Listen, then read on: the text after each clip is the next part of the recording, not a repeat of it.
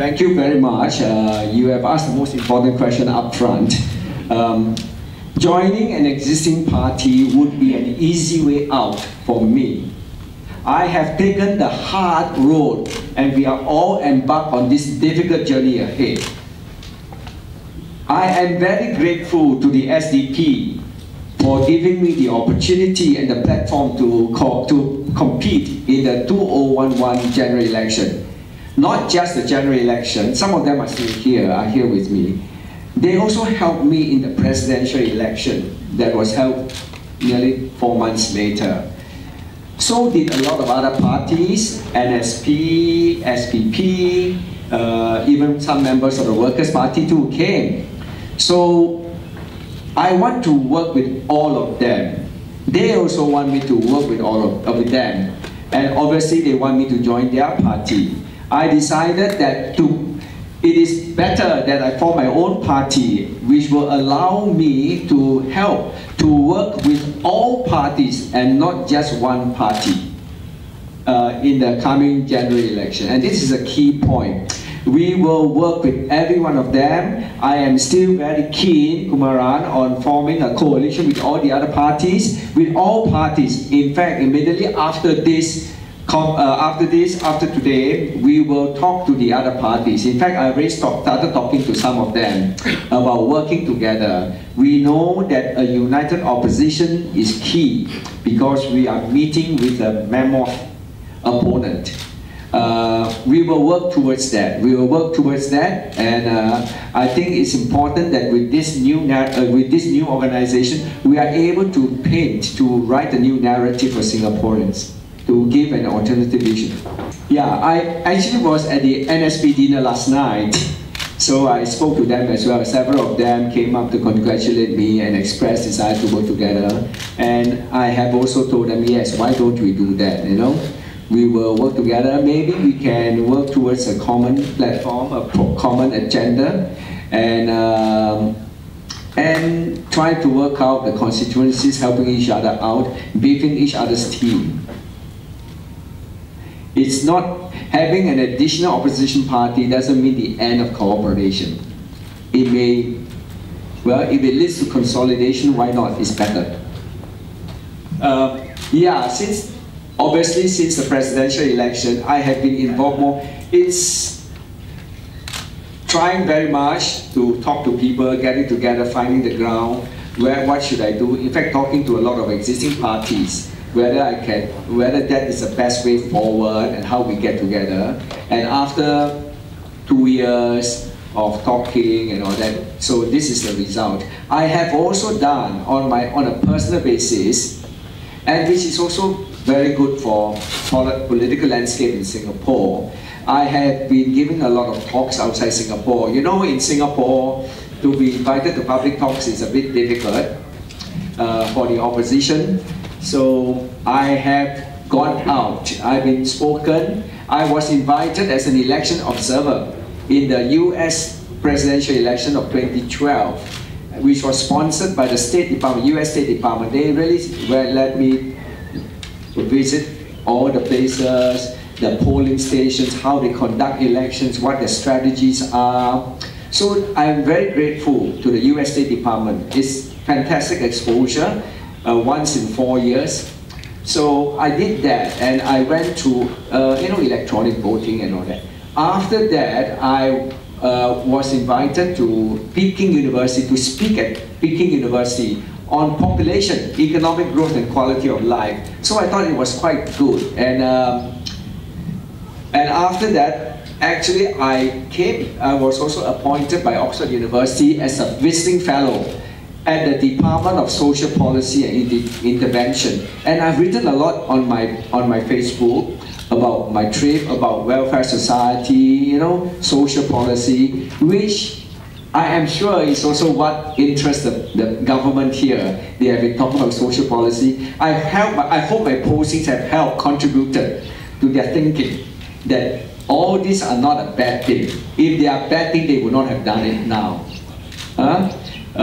To clarify their thoughts on welfare state, which is not a dirty word, because if it is a dirty word, so why are so many countries embracing it? And they are doing very well.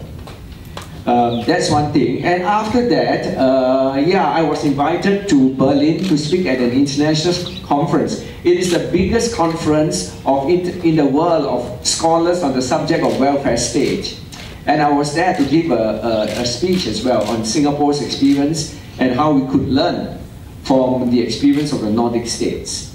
So, and since then, I have also been active locally, SMU talks, and meeting up with friends. In fact, I have been busy since last year, meeting with some of my core group members, discussing about whether to join an existing party, which one to join, and whether to form a new party. And this is the result. Today's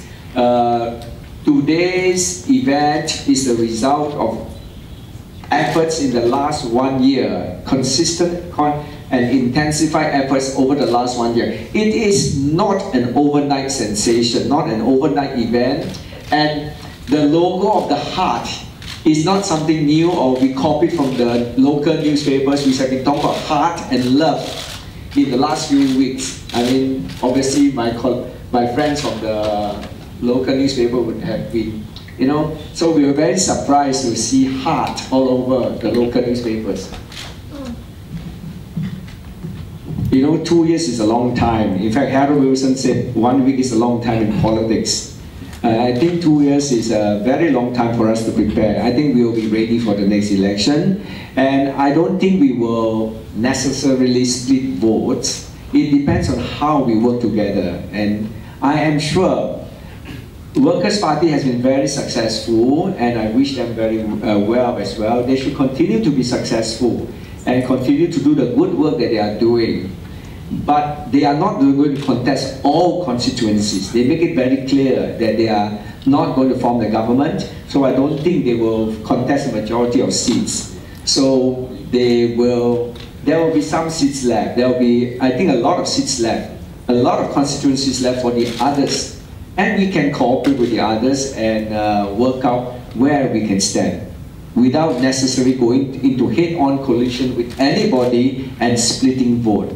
But I must emphasize that, you know, this is not something to be afraid of.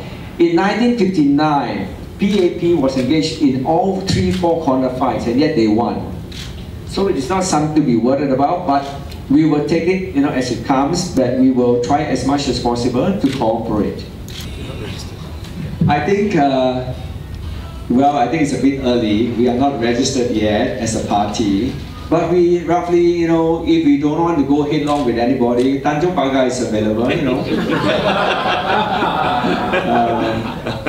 So it's, yeah, don't have to talk, just go. Nobody will fight with you. No more walkover. No more, there will be no walkover. Well, I'm sure we will, 2 years, we have 2 years to talk. So we will try to work out something. I think it is not in the interest of the opposition or not interest in politics that, you know, to put ego above the country. And I think the determination of political parties to win will, I think, override all the egoistic or the party consideration. I'm sure we'll work something out. I mean, I think from the Congo East experience, you know that if you are determined to win and if you are determined to put the interests of the opposition of the country ahead of you, I think you will be prepared to back up. Which I think the SDP did a wonderful thing of backing out and then leaving the field for WP, and WP won. Well, I think basically we have to be, I have estimated the surpluses to be quite a lot. So a conservative estimate of $1 trillion. We don't have to take the principal amount, we can take the returns. Even if you are talking about 6% return, you are talking about $60 billion a year return. You have that much of money to spend without touching the principal amount. I think I want to prove, so your GST, how much? It was $10 billion last year. Right? GST $10 billion. Talking talking about even outside the reserve, we talk about last year's budget surplus of over $30 billion. Just last year's budget surplus of over $30 billion. We can afford to remove the GST of $10 billion. I think Winston, our town planner, has something to say about a key part of our manifesto as well. Okay, Winston. Well, we also like to look into the needs of mothers, housewives, and active seniors. And we feel that there are ways to create more self-contained communities within housing estates so that we minimize crisscross traveling or commuting to the island. These self-contained communities would house the necessary workshops, schools, preschools, childcare centers, clinics, hospitals, for example, so that we allow members of this community to have flexible work arrangements. So this is one of the features that we can study. I think I'd like to clarify. People will accuse us of being xenophobic with these Singaporeans first. Let me emphasize that Singaporeans here, we are putting emphasis on Singaporeans as people, not as economic digits. So we must know the difference. It's not just versus foreign workers. It is versus economic digits that the PAP is good for. Treating everybody as an economic digit, but we are treating people with feelings, with interests as members of families with children to look after and all that. It is not it's not versus foreigners, it's versus economic digits.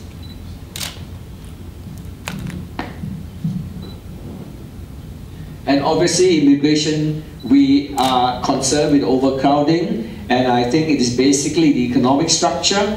I think we can do something. We are going to remake Singapore society.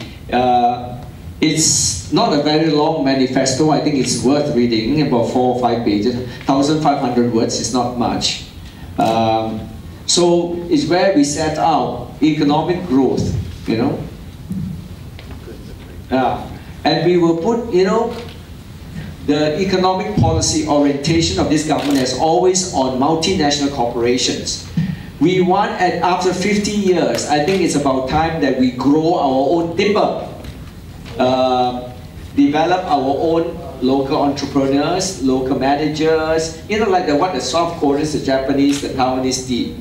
They got world brands, world-beating brands, right? Singaporeans, what do you have? MNC. That we are so proud of MNC.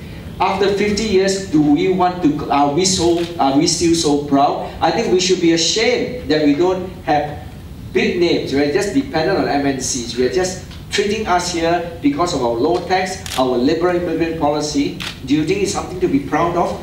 We will be more proud if we have our own local industries. And that's where our difference is. Of course, we will welcome the MNCs, but I think we want to shift the emphasis. Is there going to be a sectoral focus for growth of certain industries? Well, I hope we will be more proactive, We can't direct the industries they go to. I mean, it will be up to them, the businessmen.